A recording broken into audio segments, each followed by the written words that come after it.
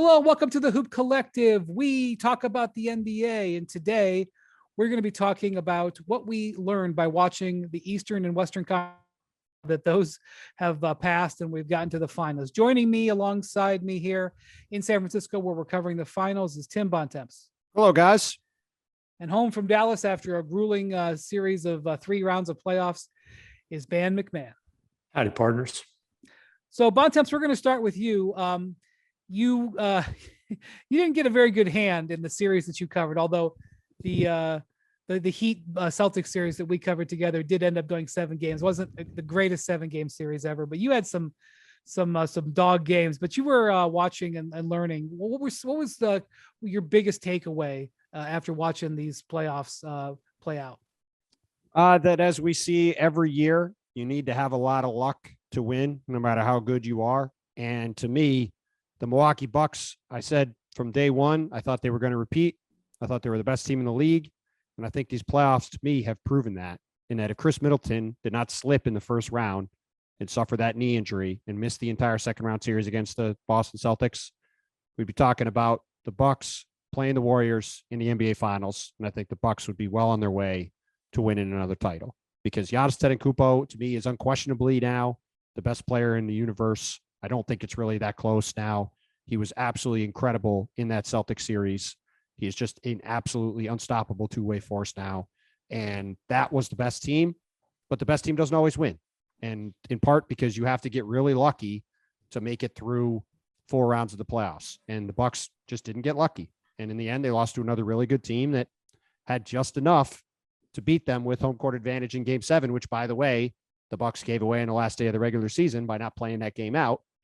And as a result, they were so fatigued by that point. I don't think they could have played at a neutral court. I think the Bucks were done because of the not having Middleton. But it's a good point about the home court. But I'm not sure it really was relevant. I don't know. We'll never know. Yeah, I mean, it didn't matter in Game 6. It's true. Celtics have been better on the road than home in these playoffs, frankly. For sure.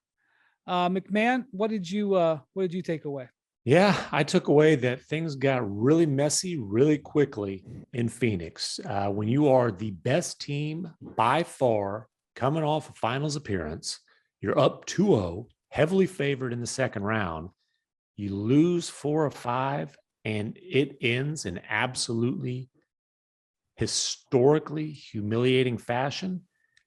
That is the kind of thing that franchises have a tough time coming back from. And, we've compared it to the 2007 Mavericks coming off that finals berth, going to getting the We Believe Warriors in the first round and pretty much getting embarrassed in that series. And it took that franchise years to recover from that. Ultimately, they were able to bounce back, obviously win a championship in 2011.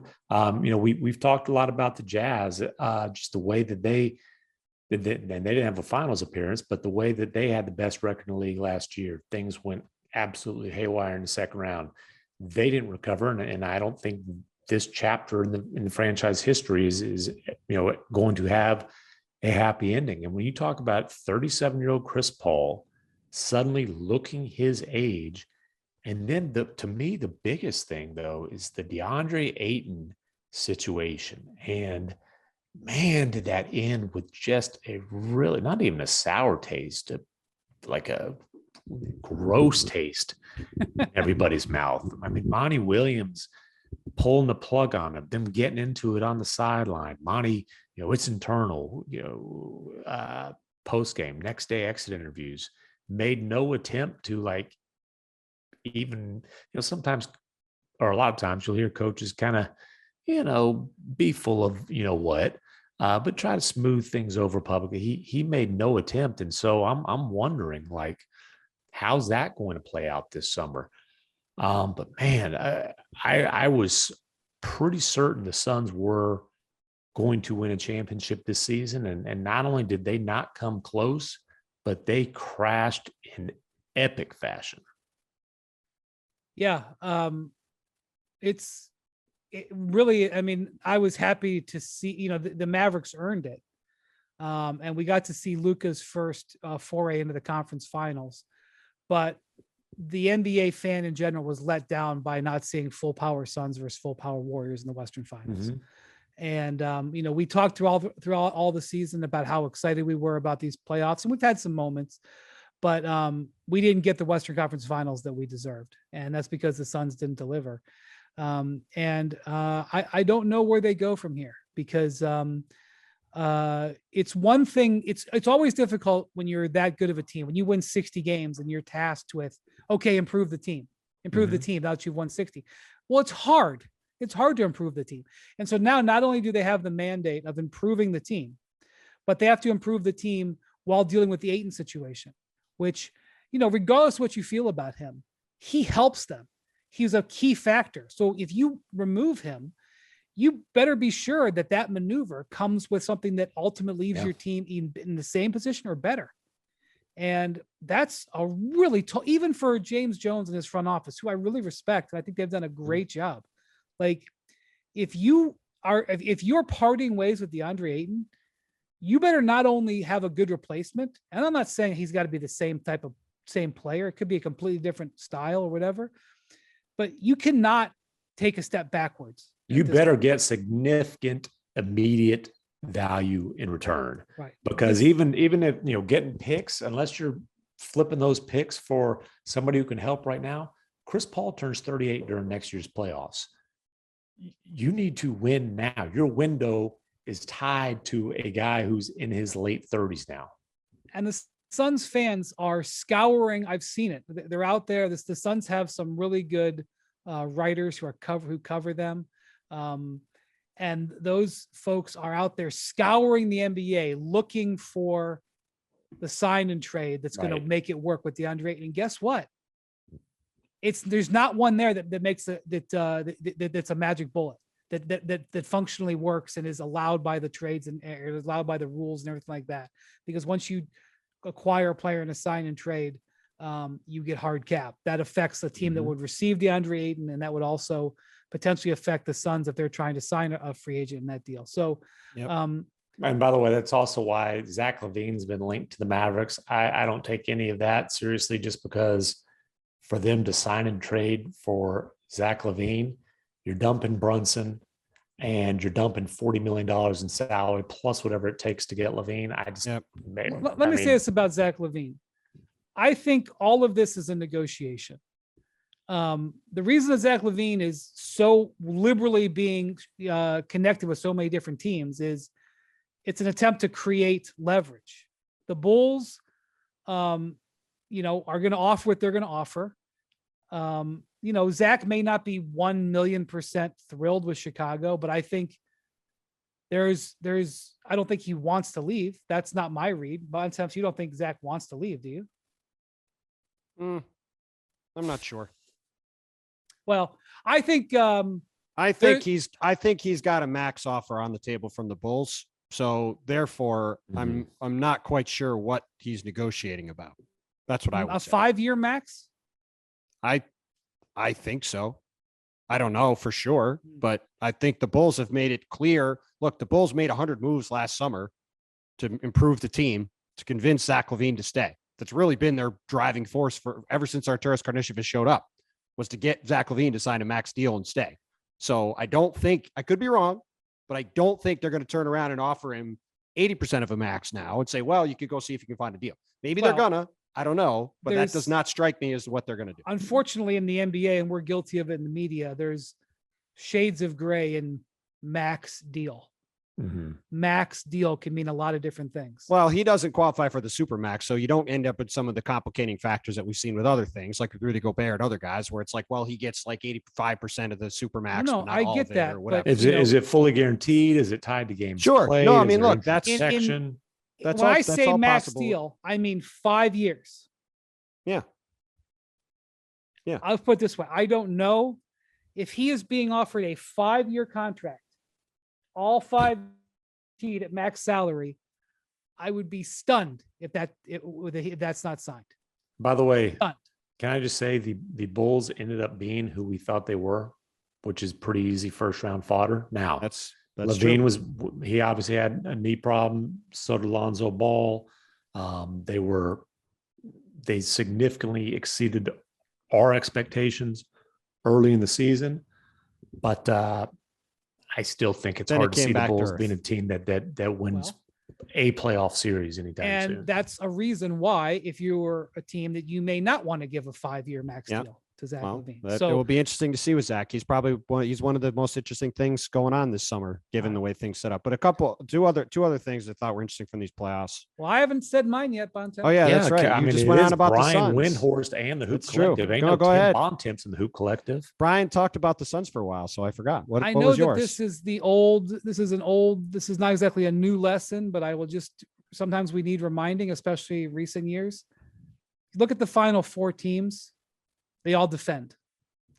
And I know that in this great shooting era, and this era where the officials basically stopped calling stuff for a while, and it was very easy to sort of fall in love with the concept of winning games 128, 123. It was easy to sort of move away from the need to defend. If you're going to make it, if you're seriously going to make it to this time of the year, not win 53 games and make a nice showing in the first or second round, you're going to make it to this far. I mean, there are really good teams that have been home for 6 weeks. 6 weeks they've been home for. You got to defend. The Celtics defend, the Heat defend, the Warriors defend, and the Mavericks were one of the league's best defensive teams after they got their act together in midseason. If you're going to sit there and talk about building your team, you better be able to defend. The playoffs teach us that over and over. I think the last couple of years we made from that just a little bit, although the Bucks obviously are a great defensive team that won. Yep. The Raptors were a great defensive team that won. But as I was watching the league sort of develop over the last few years, there was this feeling that, let's just go full offense. And so this summer, we're going to see guys like Tyler Hero, Anthony Simons, Jordan Poole be free agents on teams that Zach LaVine be free agents on teams that have, big aspirations, probably get paid a ton of money. You got to defend to be able to win. What were you going to say, Bontemps, before we go? Yeah, the two other things that I thought stood out to me was, look, we talked about Jimmy Butler on the main pod today. But Jimmy's sort of always been a bit of an underappreciated superstar, I think, in the league, right? He's bounced around. Not by you. Well, not by me. But to me, this run this year in the playoffs, I think if Jimmy Butler wasn't seen as a Hall of Famer before this, to me, he's a Hall of Fame player. And the run he had in these playoffs with this Heat team that had all these injuries, Kyle Lowry's hamstring was messed up, Tyler Hero missed a bunch of games in the conference finals, PJ Tucker was in and out. Jimmy Butler was a boss in these playoffs. Took apart the Sixers in the second round, reminded them of what they should have done a couple years ago and kept him. And coming off, obviously the bubble year was a bit of a fluky year all the way around. And, people, I don't think give the Heat enough credit for getting through those playoffs that year. For Jimmy to back that up this year with what he did, I think that, so to me, solidifies him as a Hall of Famer and just the way he's gone through his career. And it's a credit to him. When he signed that deal with the Heat a couple of years ago, you look at him and James Harden at the time, nobody thought James Harden was a better player or that he was a better player than James Harden. That is completely flipped 3 years later. And that's a credit to Jimmy and how he works. Ask Philly fans who they'd rather have, or trolling the Sixers fans. Yeah, well, forget that. Ask Embiid who he'd rather play with. Just check his Twitter feed. Well, and the other thing that stood out, and you mentioned it earlier about Luka making the conference finals, Brian, we saw sort of the new generation of players start to break through here in these playoffs, right? You see Ja Morant, Jason Tatum, and Jaylen Brown in the NBA finals. Luka Doncic in the conference finals. Ja Morant, goes up against that, that we had, felt like 100 years ago now, but we had that Wolves Grizzlies fun first round series. We had Anthony Edwards having huge playoff games. We have Ja Morant getting to the second round with that Grizzlies team, giving the Warriors a real fight. We started to see that these 25 and under guys start to break through and make some deep runs in the playoffs. And I think, as we're going forward, we're going to see a lot more of Jason Tatum and Ja Morant and Luka Doncic late in the playoffs. And it was fun to see them, start to progress through them this year. All right. Well, got a lot more to learn from the finals, but it was overall, I think, okay playoffs. I enjoyed it. There was some good moments. I got to cover the Bucks Celtics series. It's one of the best series I've ever covered. I would say there was one all-time great series and then a lot of meh stuff around it. Bontemps got to cover Philly, Miami. That's right. Gotcha, Bontemps. Gotcha. You sure did. You sure did. What can I say? You decided to move from Boston. What do you want me to say? Hey, Boston was the over. Celtics fans should thank me. I was going to say, trust me. I think that a lot of folks wearing green appreciate your departure. I'm sure they do. We got the Bontemps finals, though, MacMahon. San Francisco and Boston, 2 cities he's left. Oh no, he's a New Yorker now. He's right. he's an early exit. That is true. The Knicks fans are going to want to get you out of there, Bontemps. So they can. It ain't going to do much difference. We got 2 decades of proof that doesn't matter who's around New York. Knicks ain't doing much. All right. Thank you for watching the Hoop Collective. You can catch us on the podcast twice a week, every Tuesdays and Friday, except for during the finals, where we will be doing it on the day of it and also after every game. Thanks for watching. We'll talk to you soon. Adios, amigos.